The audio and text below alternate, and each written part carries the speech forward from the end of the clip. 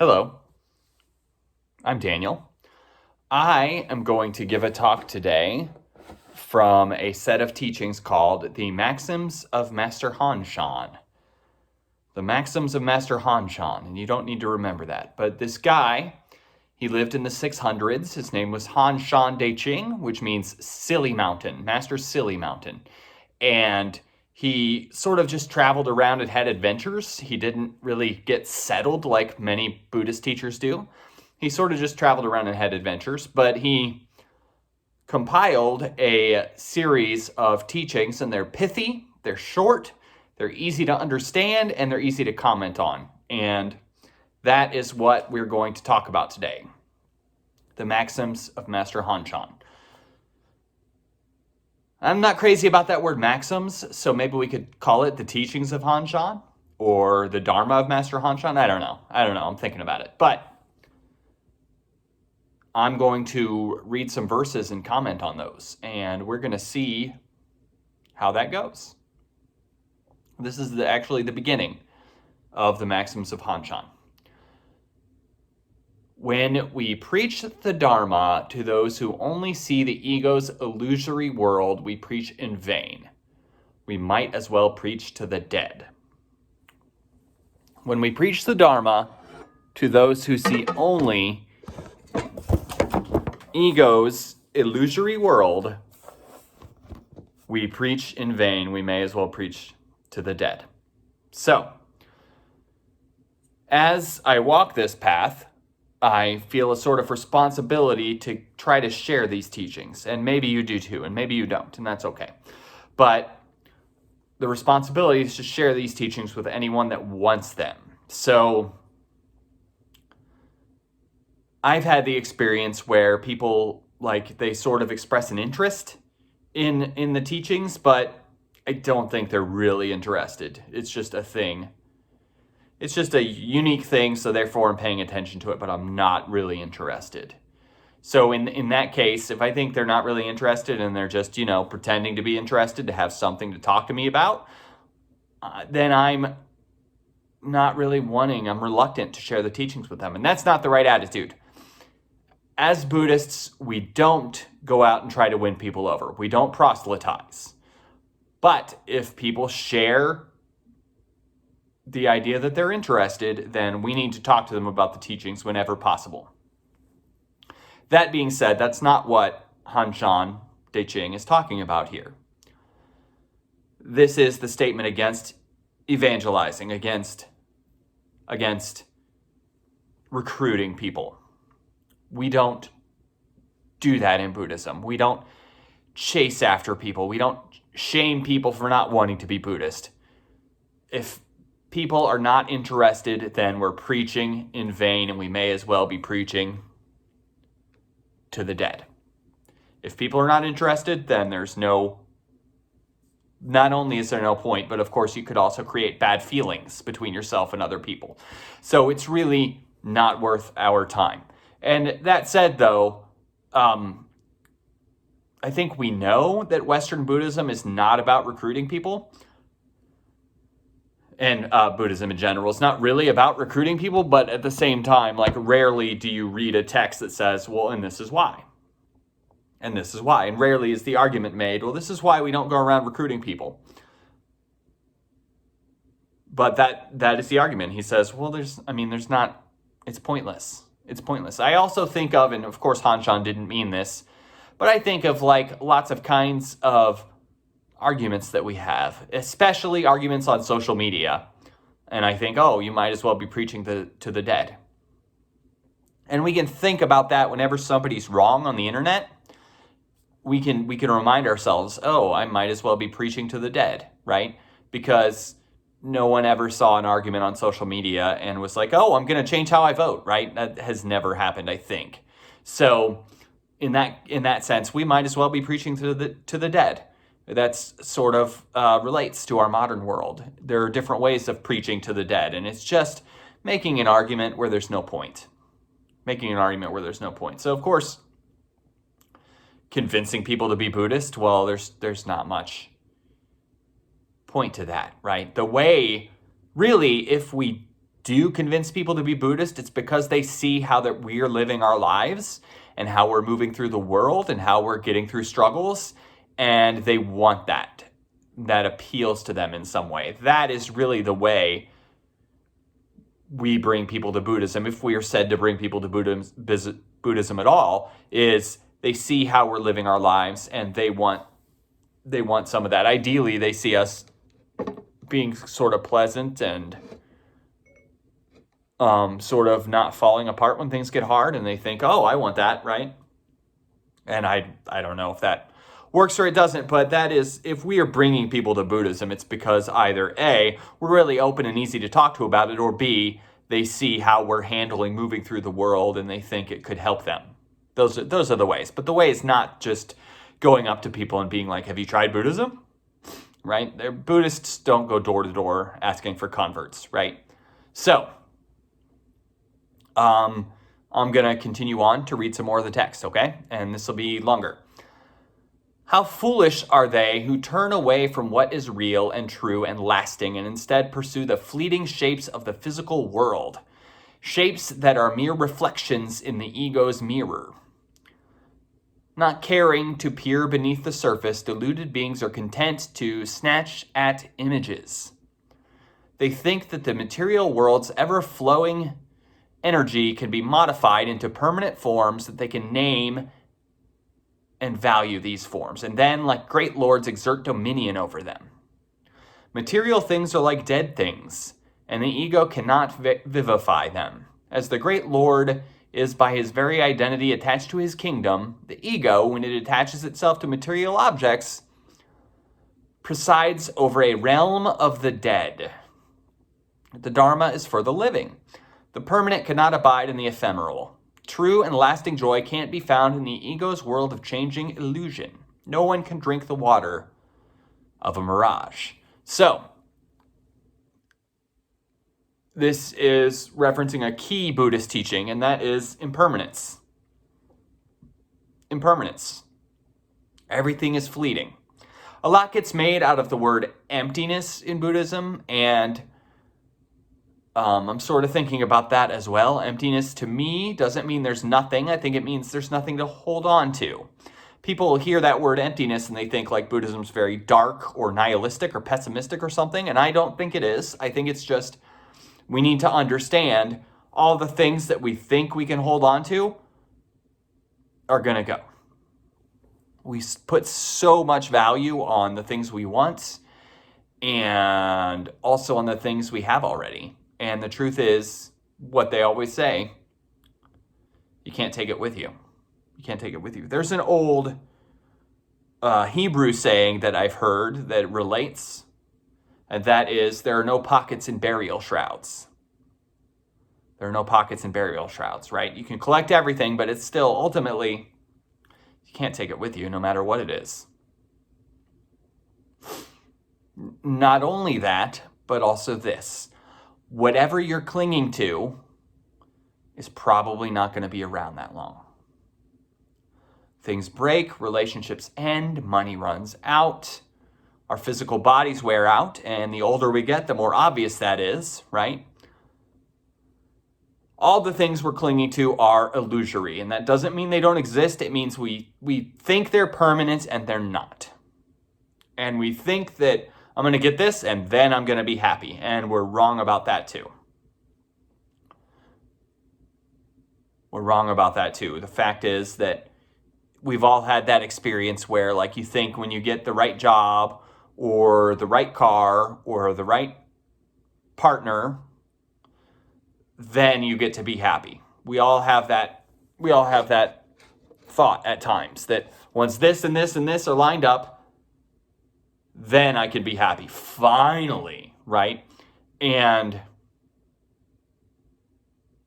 I think we've all had that experience where you finally get the thing and then it's not what you thought it would be. The truth is that happens a lot. Things don't match our expectation. Our expectations are so powerful and we're so disappointed when our experience doesn't match our expectation. But that's what happens so often. And also often the things that we try to own end up owning us. So we have further obsession and clinging. I'm thinking of, there's this movie from the 80s called Ferris Bueller's Day Off, and in it, one of the characters, his name's Cameron, his dad has a really expensive, nice and fancy car that he just is his prized possession. He loves it more than he loves his son, more than he loves anything. And he doesn't drive it. Cameron says that his dad just wipes it with a diaper, and that's all he does. And I sort of think of possessions that way. Like, we're going to get a nice fancy car and we're not even going to drive it. What are we doing, right? And the truth is that in that film, Cameron's dad is obsessed with his car. And it turns out the car suffers some damage, and we don't see Cameron's dad's reaction, but I tend to think that it was not good because he was obsessed with it and just thinking all the time about how to keep his car safe. And that's not a way to think about our possessions. True refuge cannot be found in material things. Material things break down. The Buddha said all compounded things are impermanence. And that means everything that comes together from various things will also break apart. And the truth is that when we get really deeply thinking about the nature of things, everything comes together from parts. I don't think we can come to a point where we think, oh, this is where it all comes from. And science bears this out, right? So first it was discovered that matter is made up of atoms. And then later it was discovered that atoms are made up of still smaller things that are protons and neutrons, right? And then still smaller things that are quarks. The Buddha didn't know about quarks. We can't even really think about quarks, really, because our minds can't think that minutely. But the point is that we think of a car, right? As one thing, but of course it's not. And we learn that quickly when we have to do maintenance on our car, right? It's got tires, it's got an engine, it's got a camshaft, it's got gas tank, it's got brakes, it's got brake pads, right? Windshield, headlights, all these different components that can break. And it's very obvious in a car because when we do just a little bit of auto maintenance, we realize, oh, this is always happening. There's always a part that's wearing out, it seems like. And tires, right? Tires. I hate buying new tires. I really do. I wish permanent tires would be invented, but they won't. And it's hard to think about this, but we're that way too. So you have your physical form, which is composed of parts, of course. I have fingers, I have a hand, I have arms, I have legs, I have feet, I have toes, I have a stomach, I have a chest, I have a face. My face is composed of, hair, nose, mouth, eyes, ears, right? Inside my face, there are teeth and a tongue, right? All these parts physically. And then we have parts mentally as well. We have our feelings, our thought patterns. So the train of thought your mind usually goes through when something happens. We have our memories. We have our awareness. And all these things are parts. It's all parts. And the truth is, when we get down to it, everything in the entire universe is that way. Everything's made up of parts. It's hard for us to really think about that for some things. Like mountains are just composed of segments of rock, right? And dirt and all the things inside the mountain and all the things outside the mountain, right? So even really big things. And stars are particles of gas in the sky, right? They're particles. So when we say all compounded things are impermanence, and I don't know if I'm crazy about any of that terminology actually, but when we say that, we're really saying everything is impermanent. So what does that mean for us? It means hold on loosely. Tomorrow's not guaranteed. When this thing is going to go, whatever the thing is not guaranteed. And that's sort of something to think about. And there's this teaching, it's generally in the Tibetan tradition, that if you're really, really attached to things. And I think Han kind of echoes that a little bit here with this usage of the word dead, which is we're contemplating death a little bit here. And that teaching is that if you're finding yourself very attached to anything, you can just try to picture it dead in your mind. That's a tough thing to think about. But if you find yourself being too attached to a person, you can picture them dead. Or a better one, if you find yourself being too attached to your body, you can picture yourself dead. Or if you find yourself, if you love food and you find yourself being way too attached to food, you can picture that food breaking down. Either what will happen to it if it's not eaten and it just sits there, or what it's going to turn into after you eat it, which is kind of gross. But the point is that we can kind of think of things in a different way if we're incredibly attached to really anything. So the lesson here is don't preach to the dead, don't preach in vain, and also try to hold on loosely, because that's being too attached to things is a source of suffering. That's a Buddhist teaching. Being too attached to things is a source of suffering. And we see, and it troubles me sometimes, when we see famous people who are really attached to their youth. And by that I mean they go to great lengths to try to appear to not get older.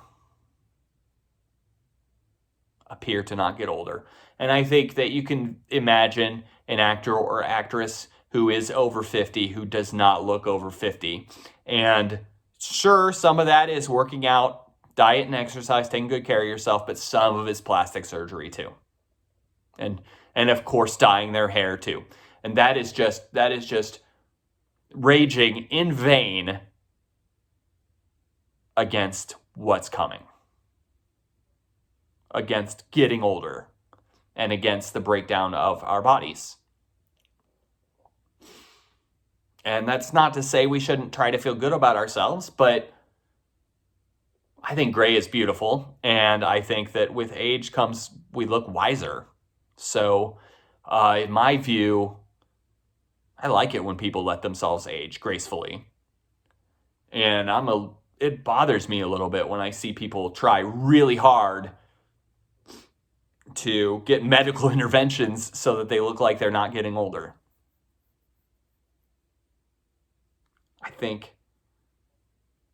I just think that person must be very unhappy when they see a wrinkle. And acceptance is a big part of this. Acceptance. I am of the nature to grow old. You are of the nature to grow old. And the truth is, no matter what you do, this body is going to slowly perform less and less well in various ways. And as I've entered my 40s, I've found new ways that my body's not really doing what I want it to, and my mind's not doing what I want it to, as well as it used to. And that is something to reflect on. So thank you for taking the time to listen to me. And this has been a talk from Shan's Maxims, and I will probably give more talks from Shan's Maxims. I think it's a very great teaching that not very many people know about and not very many people explore. So thank you for taking the time to listen to me, and have a good day.